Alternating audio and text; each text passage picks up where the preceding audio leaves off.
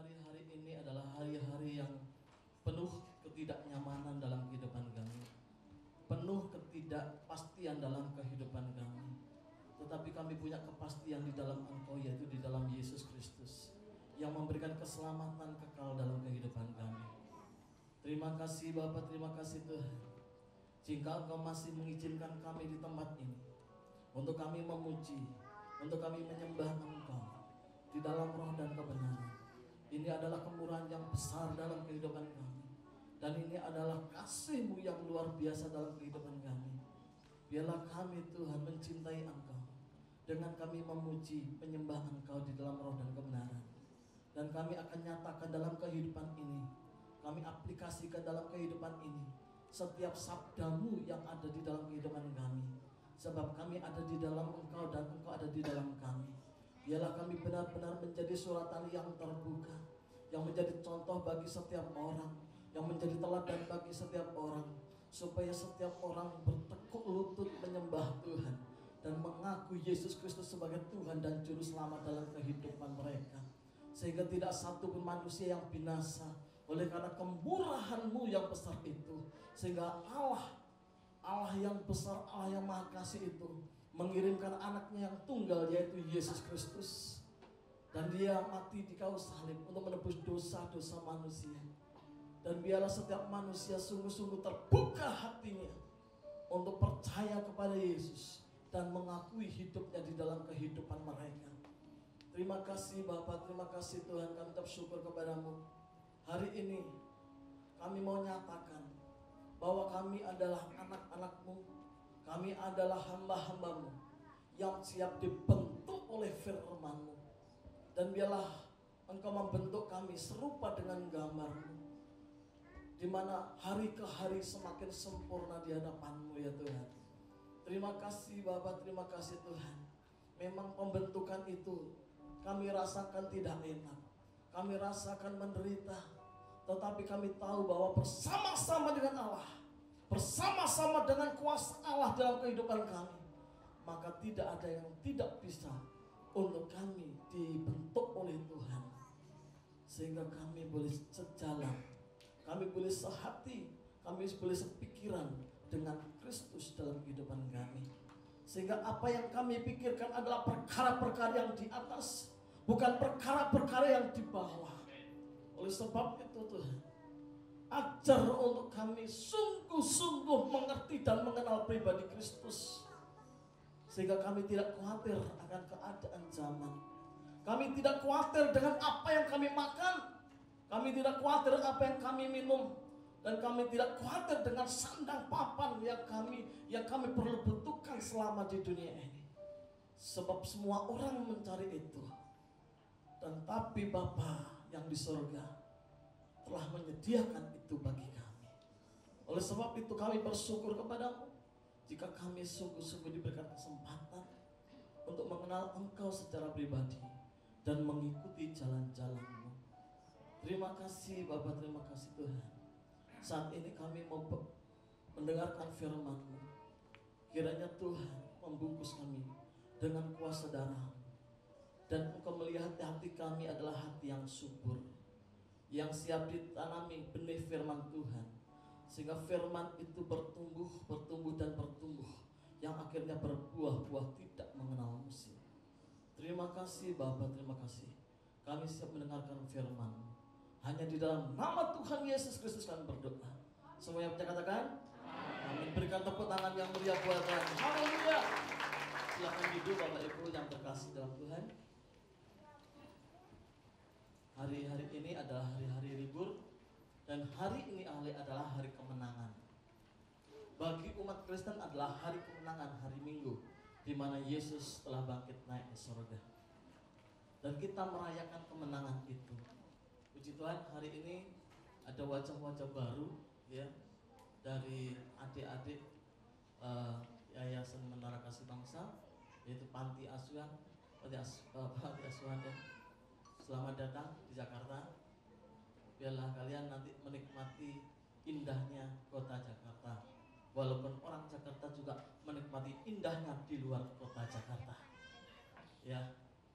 Jadi sama-sama saling mengisi Di desa diisi orang yang mudik, di Jakarta diisi orang yang liburan mau pergi ke Jakarta.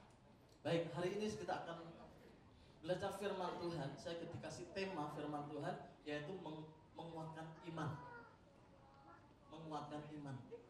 Jika kita melihat daripada konteks, daripada judul firman Tuhan ini, menguatkan iman, berarti ada iman yang lemah. Tidak selalu kuat iman itu, tidak selalu naik iman itu, tapi ada kalanya juga lemah, ada kalanya juga turun. Ya, kita membaca di 1 Samuel pasal yang ke-30 ayat 1 sampai ayat yang ke-6. Ketika Daud Siklag pada hari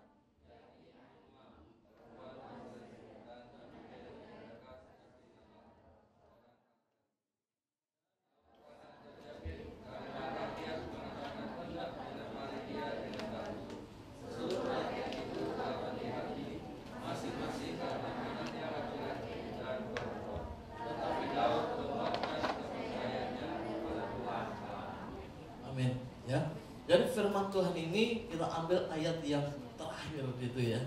Dikatakan, tetapi Daud menguatkan kepercayaannya kepada Tuhan. Ya. Kalau kita melihat cerita daripada ayat ini, bahwa Daud itu bergabung dengan Raja Akis orang Filistin atau orang Filistin. Ya. Jadi kenapa Daud bergabung? Gitu ya. Kenapa Daud bergabung dengan orang Filistin? Bukankah orang Filistin itu adalah musuh besar daripada orang Israel? Daud bergabung bukan tanpa alasan. Daud bergabung punya alasan. Karena apa? Daud dikejar-kejar oleh Saul untuk dibunuh. Sehingga Daud bergabung dengan Raja Akis. Dan waktu bersama-sama dengan Raja Akis juga heran, kenapa Raja Akis terima begitu saja? Karena Daud ini adalah orang yang percaya kepada Allah, orang Israel yang sungguh-sungguh setia. Tapi dia percaya kepada Daud. Suatu saat Raja Akis mau perang dengan Saul, Raja Israel. Di tengah-tengah peperangan, di saat mereka mempersiapkan diri, raja-raja di bawah Raja Akis, ya, raja-raja Israel di bawah Raja Akis itu tidak setuju. Dia meragukan akan kesetiaan daripada Raja Daud. Dia meragukan, takut-takut nanti begitu maju berperang, lalu dia berbalik dan menyerang orang Filistin. Benar kalau dia meragukan. Sehingga Daud ini disuruh oleh Raja Akis untuk kembali ke Siklag. Siklag itu daerah Filistin, diperuntukkan oleh untuk Daud supaya Daud tetap ada di situ, supaya nggak dikejar-kejar oleh Saul. Nah, kenyataannya di situ, begitu Daud pulang daripada di peperangan dengan prajuritnya, dia melihat dari jauh bahwa Siklag sudah terbakar dan terbakar habis. Semua sudah tidak ada. Bahkan anak-anaknya tidak ada. Bahkan saya heran juga, kenapa tidak ada yang dibunuh? Di situ tidak ada yang dibunuh. Semua dibawa, ditawan supaya dijadikan budak oleh orang Amalek. Ya, oleh orang Amalek. betapa sedihnya Daud, betapa menderitanya Daud, ya, melihat kondisi seperti itu. Nah, kalau kita melihat Daud, siapa Daud? Daud ini adalah anak Isai. Daud ini dipanggil oleh Samuel dan diurapi oleh Samuel untuk menggantikan Raja Saul. Dan Daud ini juga yang akan menjadi satu garis keturunan untuk melahirkan Yesus. Nah, kalau kita melihat daripada hal-hal itu, bukankah kita juga pernah mengalami yang tidak dalam, misalnya tidak berat daripada yang dialami oleh Daud.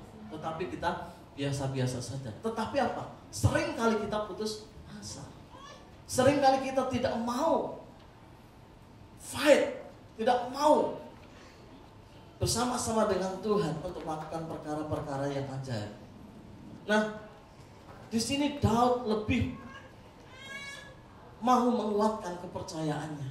Dia lemah, dia harus mengkontrol kepercayaannya itu datang kepada Tuhan.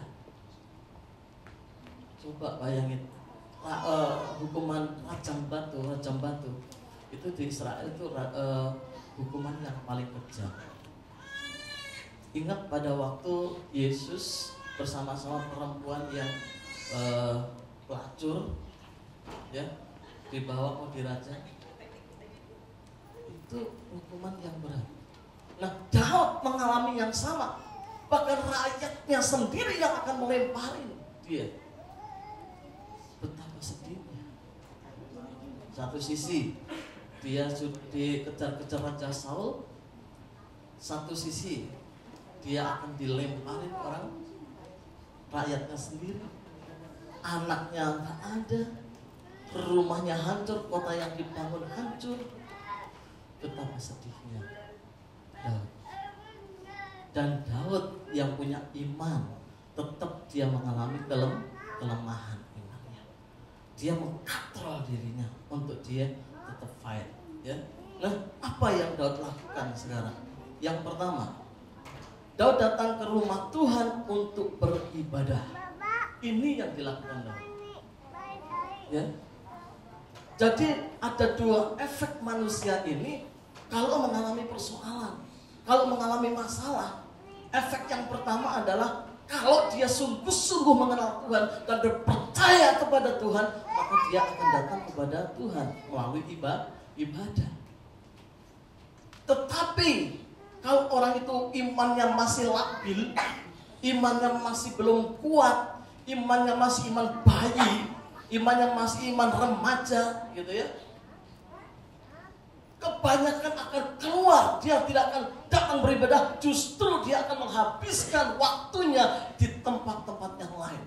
Maka Daud berkata, lebih baik 1 hari di pelataran Tuhan daripada 1000 hari di tempat yang lain. Karena di dalam rumah Tuhan, di dalam ibadah itu kita mendapatkan jawaban-jawaban daripada Tuhan. Kita mendapatkan pengharapan-pengharapan yang dari Tuhan.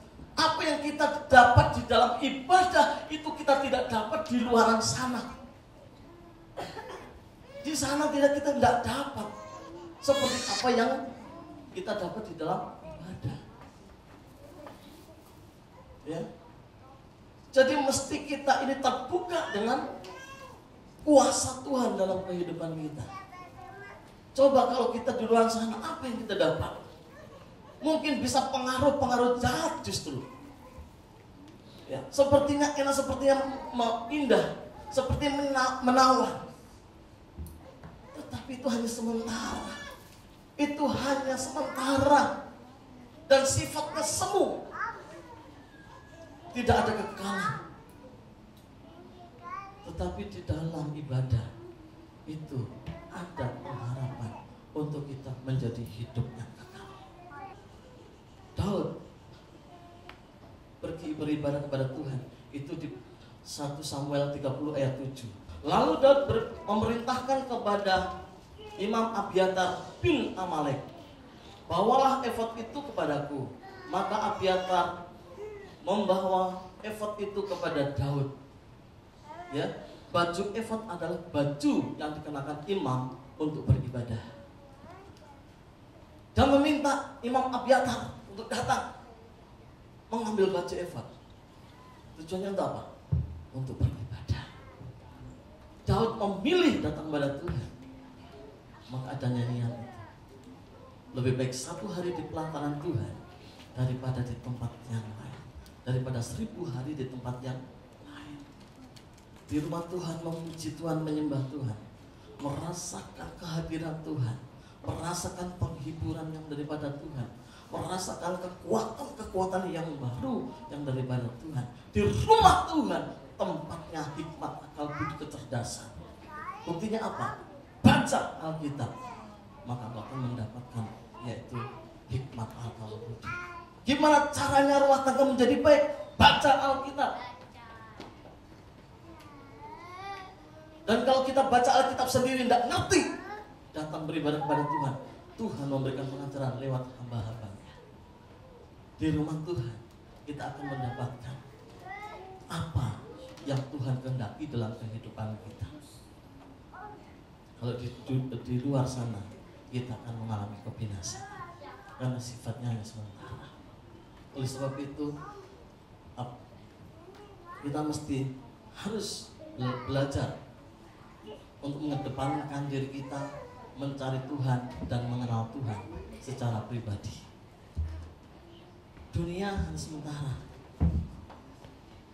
ya. Tanpa kita pikirkan pun, tanpa kita minta pun, Tuhan sediakan bagi kita.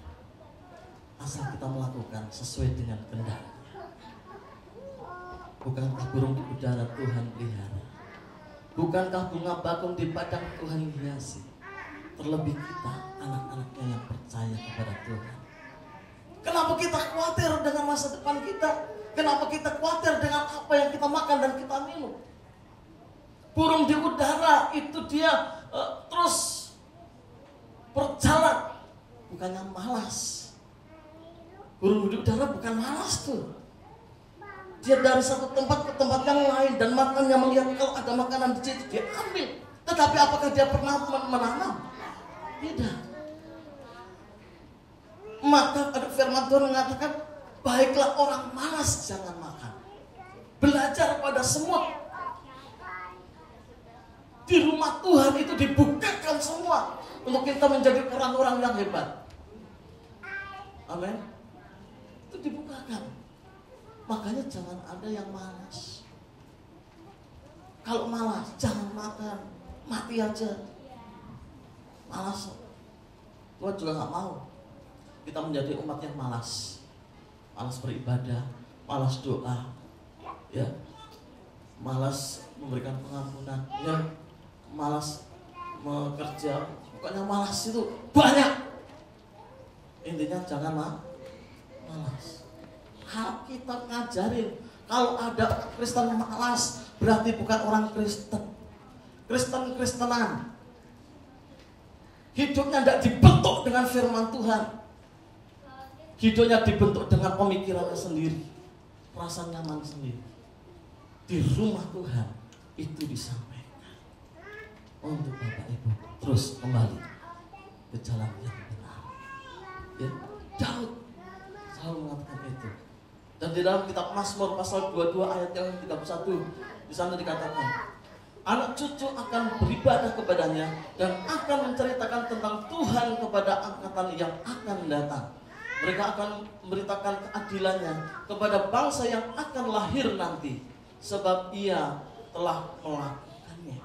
Jadi orang yang beribadah kepada Tuhan, ya, jadi orang yang beribadah kepada Tuhan itu akan melahirkan anak-anak ilahi. Itu akan melahirkan anak-anak yang sungguh-sungguh menjadi contoh dan teladan hidupnya. Karena apa? Orang tuanya menceritakan itu kepada anak-anaknya. Jadi keliru sekali kalau ada anak Tuhan, ya, anak Tuhan yang setiap hari ibadah tapi keluarga hancur. Keluarganya gak karu-karuan, itu keliru. Mungkin dia datang beribadah, hanya beribadah, begitu dengar suara, dengar firman Tuhan, oh enak, ini bagus, ini lucu, wow, senang di dalam hatinya, menyenangkan hatinya. Tetapi ibadah itu tidak dibawa pulang ke rumahnya, tidak disampaikan itu kepada anaknya, tidak disampaikan itu kepada pembantunya, tidak disampaikan itu kepada karyawan-karyawannya. Ya, itu tugas kita. Ibadah itu kita bawa pulang untuk kita sampaikan kepada mereka, sehingga mereka juga mengenal pribadi Yesus. Anak kita jadi berubah untuk mereka menjadi orang-orang yang sesuai dengan perkataan Allah dan kehendak Allah di dalam kehidupan dunia ini. Jadi standar kita bukan standar dunia. Standar kita adalah standar kerajaan Allah. Ibadah itu membawa kita mengerti, mengenal pribadi Allah. Jadi mari ya, kita bawa anak-anak kita, lalu kita ajarkan itu di rumah. Yang kedua, Daud menjalin komunikasi dengan Tuhan untuk menguatkan daripada kelemahan imannya kepada Tuhan, kepada Allah. Dia berkomunikasi dengan Tuhan. Ayat yang ke-8 disitu dikatakan begini. Kemudian bertanyalah Daud kepada Tuhan, katanya, haruskah aku mengejar gerombolan itu? Aku akan dapatkah mereka kususul? Dan ia berfirman kepadanya, kejarlah, sebab sesungguhnya engkau akan dapat menyusul mereka dan melepaskan para tawanan. Ya? Jadi Daud komunikasi dulu, ngomong dulu, enggak dia ngambil tindakan sendiri. Wah ini bagus nih, aku ambil, enggak bisa. Daud itu tanya dulu sama Tuhan, waktunya enggak keburu nih, dia enggak bisa. Kita mesti tanya dulu sama Yang Maha Kuasa. Kita tanya dulu kepada Allah yang sungguh-sungguh mengerti apa yang harus kita lakukan. Sebab apa? Kalau kita gegabah, kita sendiri yang berjalan, kita terkutuk. Dalam Yeremia di sana dikatakan, kalau kita mengandalkan kekuatan kita mengandalkan manusia, kita terkutuk. Maka kita mengerti mengandalkan Tuhan. Caranya bagaimana? Bicara dengan Tuhan. Kapan kita bicara kepada Tuhan? Kapan saja yang kita mau. Karena Tuhan setiap saat bisa kita temui. Tidak hanya di dalam ibadah kita lalu nangis-nangis, terus kita menyembah nangis-nangis, ngomong sama Tuhan. Tidak hanya di dalam ibadah, tetapi di luar ibadah, pada waktu kita menghadapi persoalan, kita ngomong sama Tuhan. Bisa nggak? Bisa. Karena kita telah dikuduskan oleh darah anak domba Allah di kayu salib. Mungkin dalam perjanjian lama nggak bisa, ya, karena kita dituntut menjadi kudus. Bukan ke darah Yesus itu sudah menguduskan kita. Bukan hanya secara jasmaniah kita, tetapi secara batiniah kita. Sehingga setiap saat kita bisa berkomunikasi dengan Tuhan. Makanya kita menyembah itu di dalam roh dan kebenaran. Bukan di dalam daging kita menyembah. Bukan karena nafsu kita menyembah. Bukan karena keinginan kita menyembah. Tetapi kita tahu bahwa kita hidup di dalam roh dan kebenaran. Bukankah Allah itu roh adanya? Kebenaran itu adalah hukumnya Tuhan. Dan hukumnya Tuhan adalah Tuhan sendiri. Tak bisa kita ngatur Tuhan, tapi kitalah yang diatur oleh Tuhan. Dan Tuhanlah yang menentukan kita berhasil atau tidak berhasil. Tuhanlah yang memberikan izin untuk kita menikmati apa yang Tuhan ciptakan dalam kehidupan kita. Jadi kita nggak bisa sombong, nggak perlu sombong. Nggak ada yang kita banggakan dalam kehidupan dunia ini. Nggak ada. Kalau kita bisa menikmati punya rumah besar, kalau kita bisa menikmati punya mobil, kalau kita bisa menikmati makanan yang enak, itu semua kasih karunia Tuhan. Kasih karunia Tuhan. Bukan kehebatan, kepintaran kita. Kepintaran kita terbatas. Begitu salah satu urat saraf ini mau pedot putus, kita bisa gila, Mungkin kita seperti mengeluarkan air liur begitu gak henti-henti bisa. Kita deglek terus. Kalau kita jalan itu juga bisa. Lah itu bukan kekuatan kita kok. Itu adalah Tuhan. Maka perlu namanya komunikasi dengan Tuhan. Kalau kita tidak komunikasi dengan Tuhan, begitu kita melangkah sendiri dan kita mengerjakan sendiri, begitu tidak berhasil, begitu gagal, kita nyalahin Tuhan. Gagal, ini Tuhan nih. Aku nggak berhasil. Lo sama siapa lo nggak ada komunikasi dengan Tuhan? Lo sok pinter sih. Ya. Tuhan tahu yang terbaik dalam kehidupan kita. Yang ketiga, Daud membaca dan merenungkan firman Allah. Di dalam Mazmur 1 ayat 2 di sana dikatakan, tetapi yang kesukaannya ialah Taurat Tuhan, dan yang merenungkan Taurat itu siang dan malam. Jadi merenungkan Tuhan itu tidak hanya siang saja, tidak hanya malam saja, tapi siang dan malam. Loh, kapan kita bekerja? Di dalam merenungkan firman Tuhan, itu kita dengan Tuhan. Orang nggak tahu kita merenungkan Tuhan. Ya, pada waktu kita bekerja ambil minuman, Tuhan baik. Itu merenungkan kebaikan Tuhan. Pada waktu kita mandi, jebor, Tuhan baik, ada air. Seandainya nggak ada air, sehari nggak mandi, bau. Ya. Begitu kita bangun pagi, buka jendela, kita melihat matahari yang cerah, kita mengucap syukur, thank you Lord. Tuhan baik. Masih ada sinar matahari. Ya. Kalau nggak gelap terus gimana coba? Tuhan tuh baik. Mesti apa? Harus merenungkan firman Tuhan. Di mana saja kita bisa merenungkan firman Tuhan, siang dan malam, gak ada batasan. Nah kadang-kadang kita keliru, ada masalah sedikit langsung marah, apa begini, kok kayak begini, engkau gak merenungkan firman Tuhan, mana refleksimu, mana firman Tuhan ada di dalam kehidupan, katanya beribadah, katanya berdoa, tapi tidak pernah merenungkan sedikit aja kesalahan orang, salah. Firman Tuhan yang gimana? Apa pada waktu itu firman Tuhan kabur di dalam hidup? Gak bisa. Ini Alkitab. Ya. Mesti kita merenungkan firman Tuhan itu siang dan malam. Mestinya kalau kita merenungkan siang dan malam itu, kita gak ada hati yang sedih. Hati kita gembira terus. Hati yang gembira adalah obat. Mestinya begitu. Karena Tuhan itu luar biasa. Ya, di dalam Mazmur 3 ayat 7 di sana dikatakan begini. Apabila aku ingat kepadamu di tempat tidurku, merenungkan engkau sepanjang awal malam.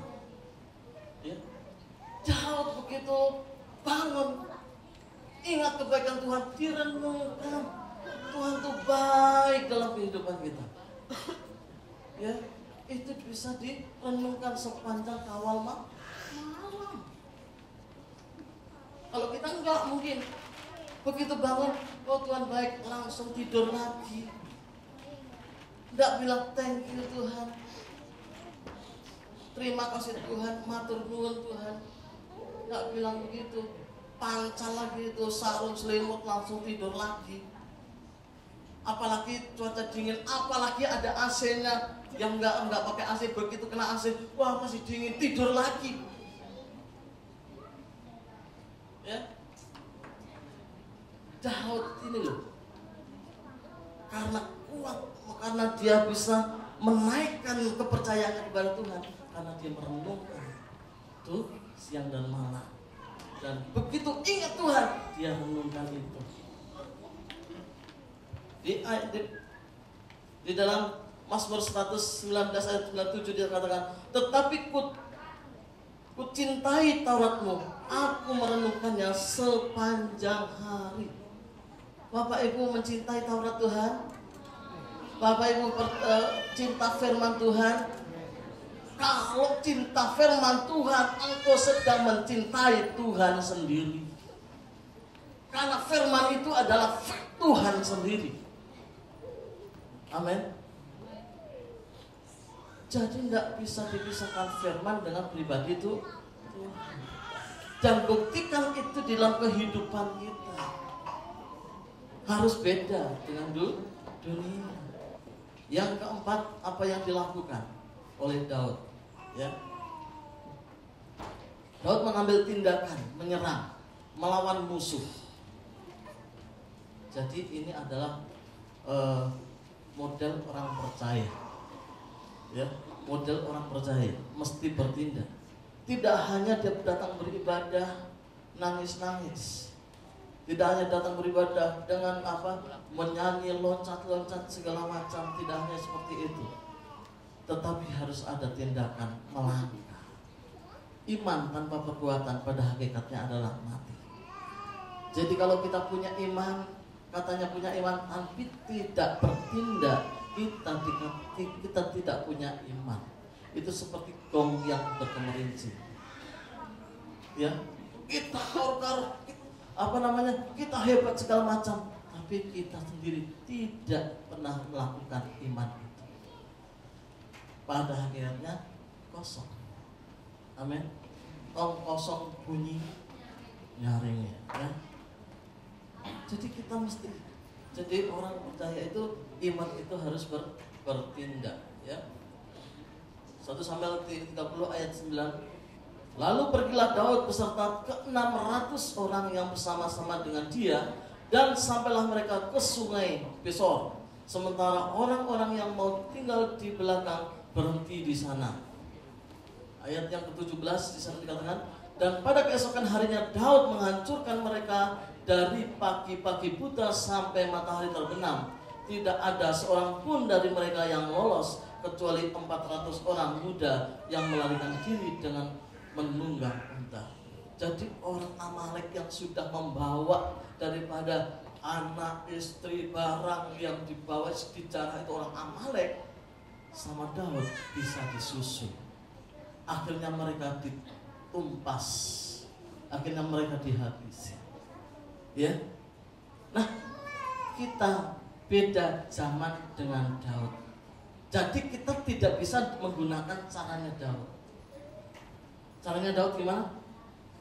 Kalau ada orang yang salah dengan kita, kalau ada orang yang mungkin mengganggu keluarga kita, langsung kita bawa barang. Tuhan, aku sudah ngomong sama kamu.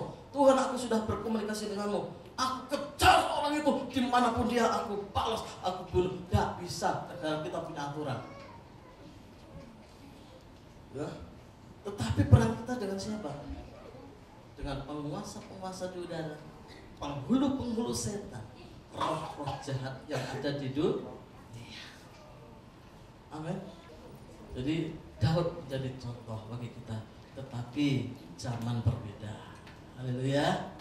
Zaman berbeda. Kita punya imannya. Kalau kita bertindak itu dengan iman, bukan main kebuk-kebukan. Jadi itu yang dapat saya sampaikan firman Tuhan untuk menguatkan hati kita, iman kepercayaan kita kepada Tuhan. Mari kita datang kepada Tuhan dan kita berdoa.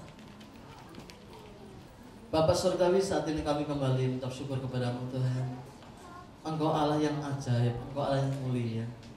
Kami bersyukur atas kebenaran firman-Mu yang mengajarkan kami di dalam menghadapi persoalan tantangan kehidupan kami. Kami harus datang kepadamu berdoa, harus datang kepadamu beribadah, harus datang kepadamu dengan merenungkan firman Tuhan, harus datang kepadamu Tuhan, dan berikan kami hati seperti hati-Mu, dan berikan kami mata seperti mata-Mu ya Tuhan, untuk kami dapat melangkahkan kaki kami. Dan kami bersyukur atas firman-Mu yang menjadi terang bagi kaki kami ya Tuhan. Terima kasih Bapa.